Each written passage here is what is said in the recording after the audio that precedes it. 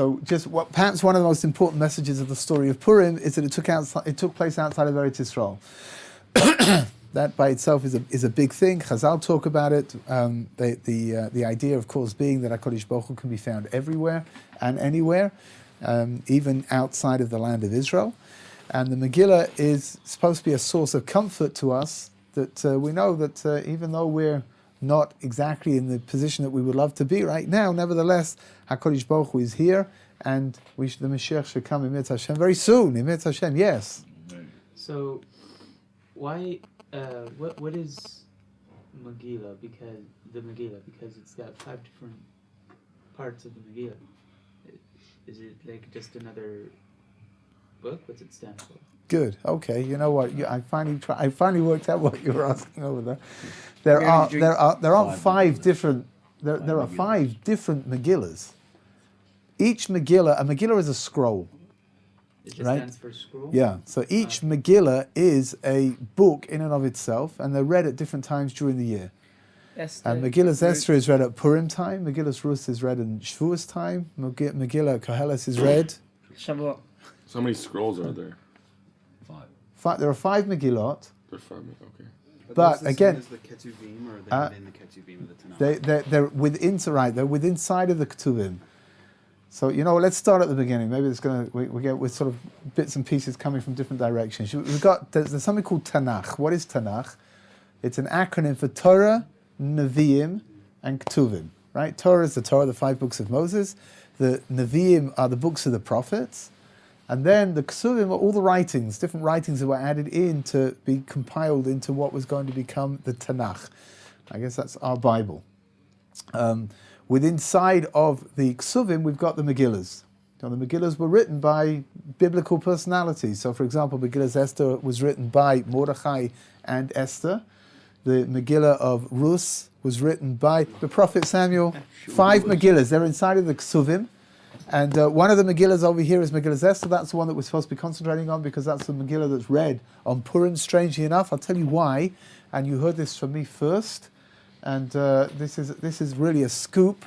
And I expect you to be extremely excited about what I tell you. Megillah Esther is read on Purim because it relates the story of Purim. Wow. I'm just amazed by that.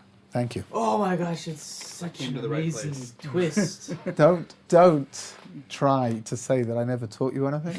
You never taught me anything. No, not you. That's for sure, right? The Megillah of Purim, right? This Megillah, this scroll, this book that we're going to go, that we're going to read on Purim. It's unique because it's a factual account of whatever took place in Persia at the time. And it's not written in a hidden way, like much of Tanakh is. A lot of the words of the prophets are hidden. We have to try to understand them. A lot of the words of the Megillahs are very, they're very, very difficult to understand. One of the reasons why the Megillah Esther is written in such a simple way is because, believe it or not, once it was written, it had to go through the Persian censorship. Which means that in order to be able to have this thing read every year, all the Jews were all in exile in Persia. The Persians had to read it first to make sure that it was okay. And that's why one of the reasons, Chazal say if you read through it, Achashverosh, who is the king, who is really one of the anti-heroes of the whole story, Achashverosh comes out of this smelling pretty okay. Haman comes out of this looking absolutely awful, and Mordechai, of course, comes out looking great, and Achashverosh comes out kind of just in the middle, right? The Gemara asks whether Achashverosh was a brilliant man, whether he was a stupid man. He did all kinds of ridiculous things on the way. However, one of the reasons that's given why Achashverosh is not described in the same kind of terms that we describe Haman is because there's no way that it would have been able to get through the Persian censorship, which means that they read it, and Achashverosh comes across as being a somewhat benign fellow who's being sort of like taken for a ride. Thank you, by Haman, right? And the most that you can say about him is he's a little bit naive. That's the way that he comes out of the whole story. The Gemara says it's not true. The Gemara says that Haman was a rabid a rabbi. He was a rabid anti-Semite, but in a different kind of a way to Haman. Haman was one kind of an anti-Semite. Achashverosh was a different kind of an anti-Semite. And that's really one of the reasons why inside of the Megillah we don't have the whole story inside of the Megillah, which means you need to learn the outside. You need to understand what's going on. You need to understand the details. The Megillah, makes all kinds of inferences that you're supposed to be able to understand what's going on just through the words that are used, even though the words are not very direct themselves. All of that is being done in order to hide away the real story from people who wouldn't allow it to be said otherwise. The word Purim is a very beautiful idea, actually. The word Purim, now again, the word Purim, the simple word, means that it's coming from the word lottery. It says that Haman threw a lottery, threw lots to see which day to try to destroy the Jewish people. And the word for lot is Purim. It is a pur. Purim is two, because he threw more than one. Who wrote Megillah Esther? Mordechai wrote most of it. Esther wrote a little bit of it. It means lottery. Lottery, yeah. The Maharal says something else altogether. The Maharal says something very fascinating. The Maharal says the word Purim comes from the word Pirurim. Pirurim means, anybody here speak Hebrew? Crumbles. No? Not bad. Crumbs. Crumbs. Pirurim are crumbs, right? So if you've got Pirurei Lechem, they're crumbs of bread. What the Maharal explains that the word Purim comes from the word Purim because it's little bits and pieces of information that are scattered all over, and you have to draw them all together in order to understand the story properly. If you look at the Megillah, just to give you an idea of what's going on, it begins in the 3rd year of the reign of Achashverosh, and then it jumps to the 12th year of the reign of Achashverosh, which means that what happened in between we don't really know. But there's 9 years. Something that happens 9 years later is directly attributable to something that took place 9 years earlier. We have enough trouble working out whether what's going on now has got anything to do with what happened 9 minutes before, never mind 9 years before, right? The idea of being able to pinpoint something and say, now I understand why that had to happen in order for this to be, that's like crumbs of information that are scattered around. And when you draw them all together, finally you'll have something a little bit more substantive. So the Megillah was written by Mordechai, like I said, except for the last chapter. The last chapter was written by the Anshe Knesset Gedolah, the men of the Great Assembly. Again, what is it? It's really, the Megillah heralds the end of the period of prophecy, which means that prophecy really came to an end with the destruction of the first temple. However, the prophets that prophesied after the destruction were all from the remnants of the pre-destruction era, which means that they got their prophetic powers whilst the first temple was still extant, whilst the first temple still existed, and it spilled over into the beginning of the Second Temple period. And it's really we're talking about the end. This is the end of the period of the Nevi'im. So we've got Mordechai, and then Ezra, Nehemiah, Micha. These are all the final remnants of the prophetic period. Who's the last one? Micha.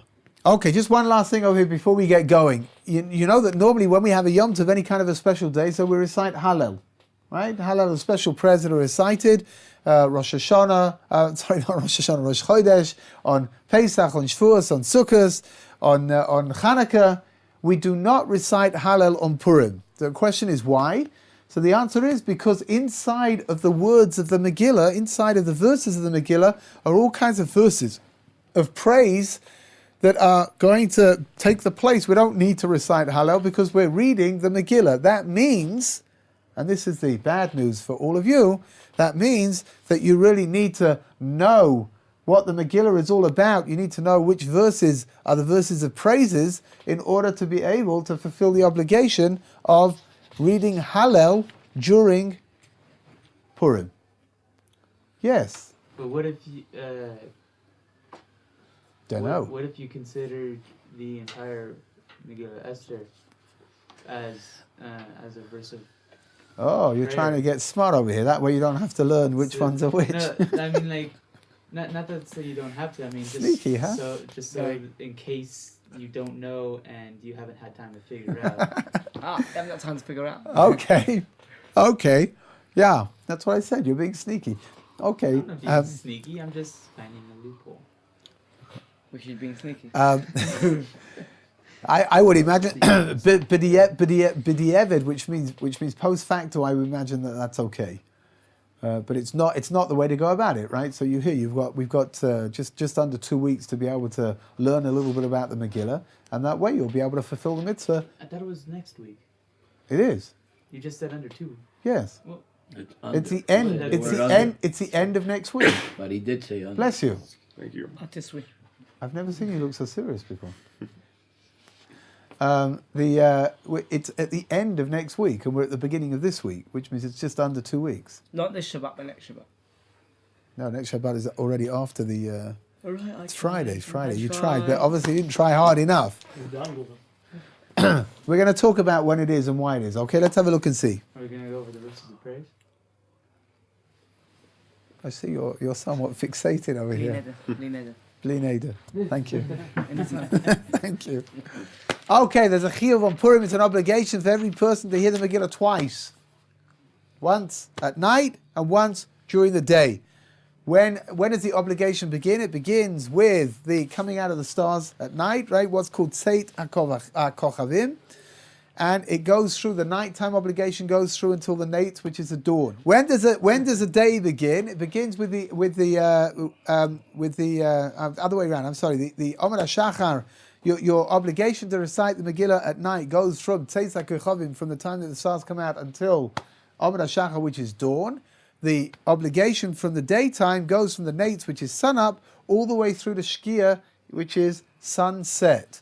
Which means we'll learn in Mitzvah Hashem that the optimum time to read the Megillah is during the morning prayers. But if for whatever reason it's not possible to do that, it's certainly possible to recite the Megillah throughout the entire day. You can say it. I'm preempting Ben's obvious question, which is going to come next, right? Which is Ben, for sure, in the kind of mood that he's in right now, is going to say, but hold on a minute, what about if I want to read it after sunset but before nightfall? Right? Have I fulfilled my obligation? So the answer is, b'di'evid you have, post facto, but if you want to fulfill the mitzvah, lechatchila, which is the best way possible, you should recite the Megillah during the day, before the sunset. Okay? Okay. Good. Thank you. It's my pleasure. You should try as much as possible not to eat anything at night before hearing the Megillah. Now, here in Jerusalem, we'll talk about this later on, but here in Jerusalem, that's not such a big deal because there's no fast preceding the Megillah reading. However, outside of Jerusalem, there is a fast of Esther, which here in Jerusalem is kept as well, but everybody keeps it. This year it's going to be fasted on Wednesday, and then Wednesday night, which becomes Purim, then no one's supposed to break their fast yet. They're supposed to wait until they've heard the Megillah before you go to eat something. But if that's not possible, so you fasted all day and you're feeling a little weak and a little weary, if that's not possible, then you should eat a small amount before you hear the Megillah, just in order to keep you going until afterwards. When would one have their Purim Suda? During the day? Yeah. Here, we'll talk about Mitzvah Hashem again. It's a little bit complicated this year because it falls out on a Friday, which means it's all got to be done earlier on in the day. Normally, the Purim Suda is done in the afternoon. Right? As Purim is, beginning to wind down, the day is beginning to wind down. So let's say, for example, it gets, sunset nowadays is, let's say, 5:30. That's when you'll start your Suda. So people will start their Suda before, right? But they would definitely, lots of people go beyond that as well. However, because it's Friday, you're going to have to start much earlier in order to be finished. You'll start at like 11. I would imagine so, right? In order to be, there's a few things over here. You've got to be able to go into Shabbos. You need to be sober, which might be a novel experience for some of you, and you need to also have some kind of an appetite because you've got to eat your Shabbos Suda as well. Why do you have to be sober going to Shabbos? Huh? Why do you have to be sober going to... This is not group therapy right now. This is the halachas of Purim. Group therapy, for some reason, is not recorded. I don't know why. it'll probably get a lot more hits than learning the halachas of Purim. I Fun realize. edge of things we already do have. Shush. Okay. I still don't understand why you have to be so Huh? to Shabbos. I know you've got to be hungry, but I've also never heard that you have That you need to be so. You never heard this idea of having to be sober going into Shabbos. So going to Shabbos. Because you need to be able to daven. You need to be able to daven properly. You need to be able to make kiddush properly. Most of these things are not normally being done when a person is under the influence of. So it's like a whole disrespectful. really. Yeah, for sure. It's got nothing to do with Purim. It's just to do with. It's to do with. I mean, I would say like this. I'm going out on a limb. I'm going to say something very radical, but I think every Friday you should be sober for Shabbos. How are you supposed to have Rabbi. a Friday Gabriel, sober, though? I mean, really, once a week it's fine. It's not a big deal to be sober once a week. Rabbi, You can do it. I'm that's telling you. blasphemy. This is from somebody who drinks energy drinks. Yeah.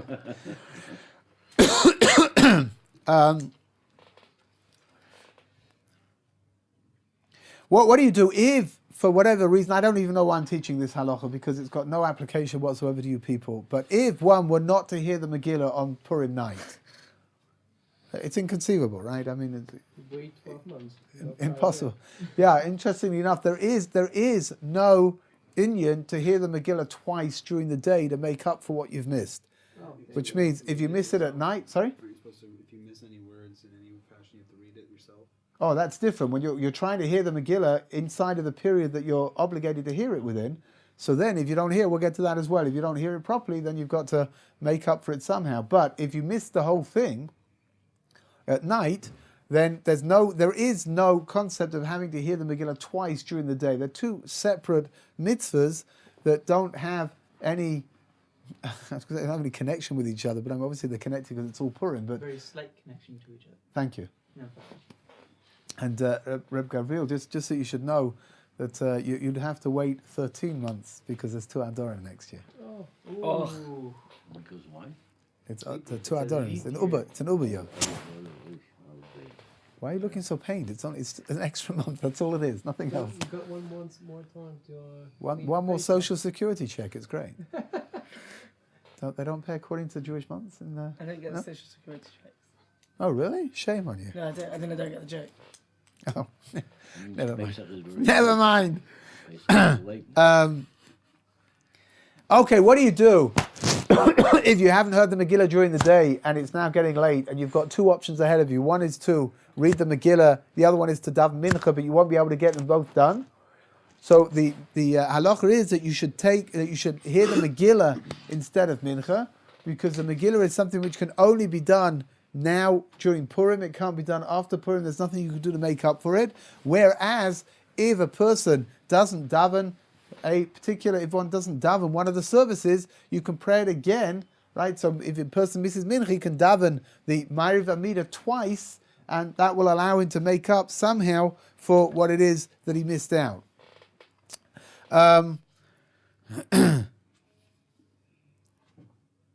Here, okay. Again, this is a halacha which is difficult for me to imagine being applicable to any of you. But if a person were to come to shul late on Purim morning, right?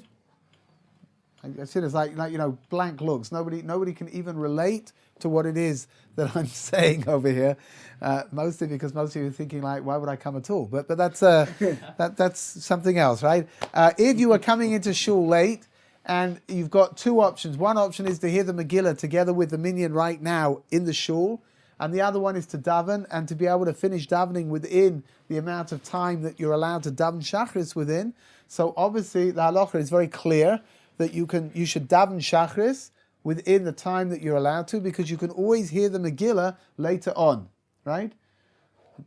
Yes? I need some kind of a reaction. Because what Thank The you. happens first Megillah you daven because you can make up for the Megillah. But if you miss the second Megillah, you listen but what to the happens- Megillah because you can't make up for the Right, so What what's... happens if, for example, you're a very busy work person, and then, you work very hard, and you can't. Okay, I can't relate to that. And hang on. Oh, there's And more. You went Okay. to you went to that Pacific Megillah reading because it was the best time for you to do it, and you know that if you miss it, then you won't be able to catch it at a later date. So what do you do? You know for sure Yeah. Absolutely for sure. 100%. If that's the case, then presumably that would be like the case of in the afternoon, right? I imagine that would mean that you should listen to the Megillah, because to make up for the davening that you haven't davened, you can do that at mincha time. You can put your tefillin on at mincha as well. You don't have to. I would imagine that would be the case. Again, I mean, it's not applicable to What's the all of you difference tzaddikim. between what if you read the Megillah by yourself and listening to it? I mean, what is the... No, there's no difference. The emphasis is like this: that if you can read the Megillah from a kosher Megillah, right? We'll talk about what a kosher Megillah is, but it's coming out of a parchment and it's been written with ink and it doesn't have any vowels, right? If you can read the Megillah yourself, then that's absolutely great. Why did we plop up? Plop up. Why do we blot out Haman's name? Why do we make such a noise when it comes to Haman? And we don't do the same with any other person throughout the generations of Good. Amalek. We'll get to it as well in Mitzvah Hashem. We have to talk about it for sure. Okay. For sure. Maybe we can do a practical of some kind. But I'll bring the grabbers. you do that, right?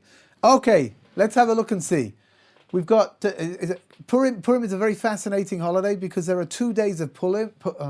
There are 2 days of Purim. However, you don't have everybody keeping the 2 days, which means that how are we going to define when it's Purim and when it's not? So the Megillah says that on the 14th of Purim, on the 14th of Adar, they stopped fighting and they celebrated the end of the war, and everybody was able to go back to their normal life everywhere except for the capital city of Shushan.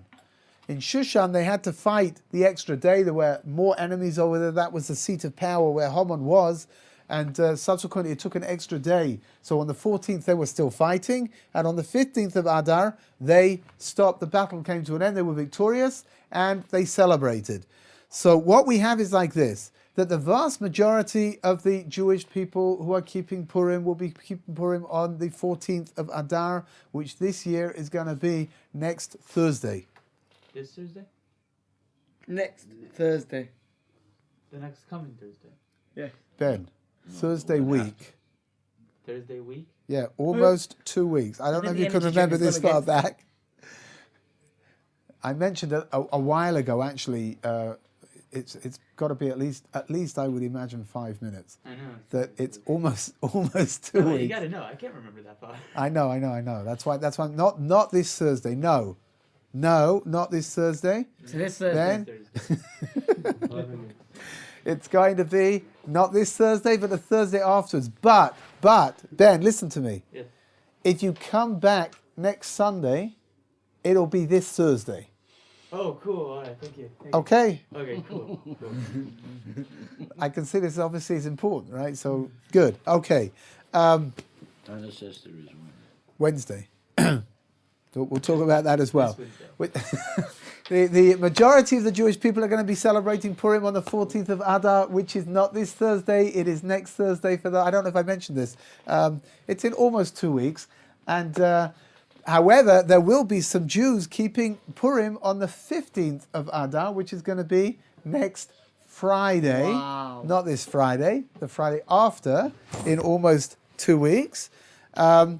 What is this dependent upon? So the Gemara learns out that Shushan, which was the capital city at the time of the story of the Megillah, was a walled city, and therefore walled cities are going to keep on the 15th and not on the 14th of Adar. However, the Gemara says like this, because the story of Purim took place when the Jewish people were in exile and the temple had been destroyed, instead of learning that all walled cities from the time of the story of Purim should keep on the 15th, the Megillah, the Gemara, brings it forwards and says from the time of the conquest of the land of Israel by Joshua. Which means any city that was walled in the time of Yoshua bin Nun is a city that you have to keep Purim on the 15th and not on the 14th, and that means that most cities are not going to fall into that category, except for one exception, that's Shushan. Anybody who's planning on celebrating Purim this year in Shushan, so you should celebrate it on the 15th and not on the 14th. Of course, you may not be able to celebrate it at all. Do we celebrate 1 day or 2 days? So here in Jerusalem, you keep 1 day, the 15th. There are a couple of places where, believe it or not, they have to keep 2 days because of the doubt of whether it was walled or not. So one place is Hebron, Kiryat Arba. If anybody here, if you're familiar with the geography, Hebron, of course, is where the cave of Machpelah is. Next to Hebron is a large Jewish city called Kiryat Arba. Because of its proximity, we'll talk about the halachas, probably not today, but we'll get to them. But due to its proximity to Hebron, over there, it's considered to be Hebron. The problem is that there is a question mark as to whether Hebron was walled at the time of Yoshua ben Nun or not. Subsequently, they keep 2 days out of a doubt because of the possibility.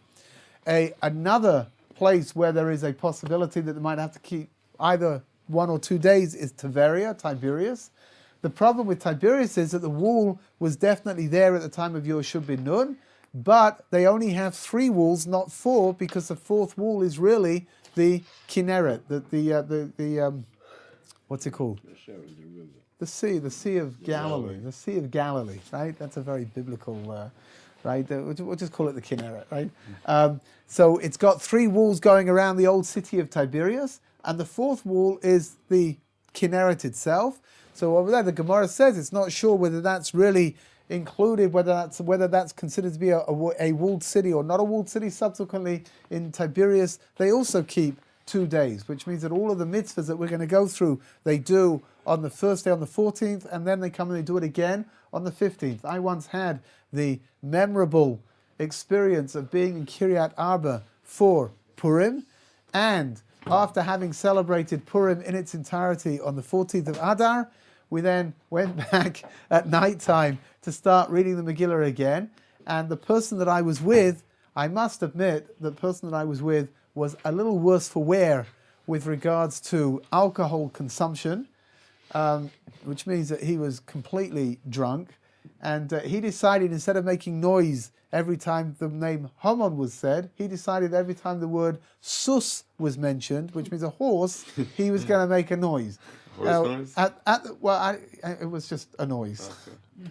It could be that he was pitching for a horse noise, but he was so drunk, it was just a noise. And of course it sounds kind of funny and kind of cute until you realize that this is the 3rd time that you're listening to the Megillah within a 24-hour period, and it does say sus rather a lot of times over there. It was all rather trying, actually. So again, whether you want to keep 2 days of Purim or not, you do have to take into account there are a lot of halachas that need to be kept, and you've got to keep them all. So if you do want to do it, and we'll talk in Hashem at some point, we'll talk about how you can keep them both without having to go to places where there's a doubt. You can go out of Jerusalem and then you can come back again in order to celebrate Purim inside of Jerusalem. But you've just got to keep in mind that after having celebrated one Purim properly, if you're going to come in and do it again, you've got to do it the whole thing all over again, which again, 4 lanings, 4. yeah, for sure, and 2 sudas and 2 lots of getting drunk, and yeah. About getting drunk. So I've heard there's a machlokas on how drunk you're actually supposed to get. Like, what is the final word? Okay, so I did mention on Thursday that we're really only going to talk about the halachas of getting drunk at the end of all of this, because if we discuss them now, then no one's going to come back, because that's really the only part of Purim that they're interested in. But the bottom line is, you're right that there is a machlokas about how, there's machlokas about what it means in general, what it means, to drink more than you would normally drink, and we'll talk about it in Hashem when we get there. It's not as obvious as it sounds, that's for sure. So if you are living in a place which is next to a walled city, so then you are supposed to do whatever the walled city is doing as well, right? But the question over here is how close do you have to be? So it needs to be like within a pretty close proximity to where you are. When I first got to Israel, over here, Jerusalem has expanded tremendously. But when I first got to Israel, they just started building Ramot. And Ramot was really, I guess, pun intended, maybe that's why they called it Ramot, but it was really rather remote. And it wasn't really connected to Jerusalem, even though it was part of Jerusalem, but you couldn't really see Ramot from Jerusalem. And there were all kinds of questions over there at the time about what day should be kept in Ramot. Some people kept on Yudalad, some people kept on the 14th, some people on the 15th, some people kept both. However, after they built the neighborhood of Ramat Shlomo, which is in between Ramot and Jerusalem, then at that point you can see everyone, from Ramot they can see Ramat Shlomo, from Ramat Shlomo they see Jerusalem. That's considered to be an integral part. They did ask Bezmana, they asked Rav Shlomo Zalman Auerbach, what's considered, how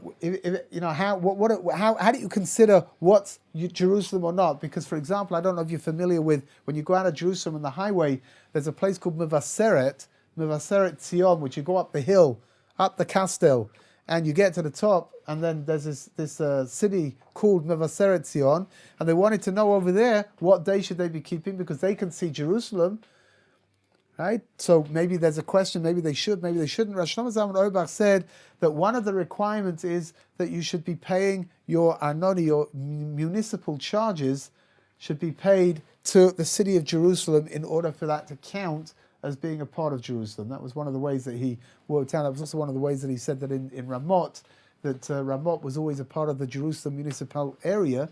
Therefore, he was of the opinion that it was okay to keep only the one day on the 15th and not on the 14th. There is a place that there was a rabbi called Rabbi Tukachinsky, who was the rabbi of Jerusalem. Very tremendous Talmid Chacham. We're going now way back before Jerusalem turned into what it is. And he had a Beis HaMedrash, he had a shul next to, just behind the central bus station. Now, in the olden days, people living in that area would keep Purim on the 14th, not on the 15th, together with the rest of Jerusalem, because it was so remote. It's difficult to imagine today, it's impossible to imagine, but it was so remote from the old city, you couldn't see it, and it took a long time to get in over there, so it was considered to be completely separate. I don't know if you know this, but in the old city, when they established Meir Sharim, right, the area of Meir Sharim, which was one of the first places that was established outside of the walls of the old city, it was considered to be a dangerous journey to go from the old city to Meir Sharim, especially at night, because there were roaming bands of Bedouin that were around, Arabs that were around, and they would rob you, they would mug you, they would kill you, and it was considered to be a pretty dangerous thing to do. So in those days, in the Beis HaMedrash of Rav Tukachinsky, they always celebrated Purim on the 14th. Rav Tukachinsky was of the opinion that you have to be able to see the walls of the old city of Jerusalem in order to be a part of the keeping of Purim on the 15th, and that's why even today, if a person wants, on the 14th of Adar, they can go to the Beis HaMedrash of Rav Tukachinsky. It's no longer him, it's now his grandson who's in charge. You can go to the Beis HaMedrash of Rav Tukachinsky, where they celebrate Purim on the 14th, and together with most of the Jews, and not on the 15th, together with the Jews of Yerushalayim. Yes? I never understood, even now, what is the connection of Shushan, who was walled, and why did the sages say that? So the pshat is like this. So they say that the Gemara says like this. Chazal say that they wanted to have some kind of a commemoration for the fact that in Shushan they celebrated Purim a day after everybody else. Mm. The question is, how were they going to work out? Where was there going to be a remembrance of this? Some kind of a zeicher, right? So today there aren't any Jews living in Shushan, or if there are very few, right? And in order to keep this remembrance going, they looked at Shushan, they saw that it was a walled city, and they decided that they were going to use that as being their benchmark, right? That's their measuring rod of whether somebody should be keeping on the 14th or the 15th, and that's what they did. And they predated it back to the time of the conquest of Yoshua bin Nun, in order not to embarrass, not to bring disgrace upon the land of Israel, which was in ruins at the time, and the temple, of course, had been destroyed. Any place that you're in, again, any place that you're in where there is a doubt about what you're supposed to be keeping, you need to keep everything in both of them. So all of the prayers that are added in, Al Anissim, for example, the need to hear the Megillah, the need to have the Suda, the need to give Mishloach Manot, which we'll talk about all of the mitzvahs one by one, but if you're in a place like that, then you need to do them all.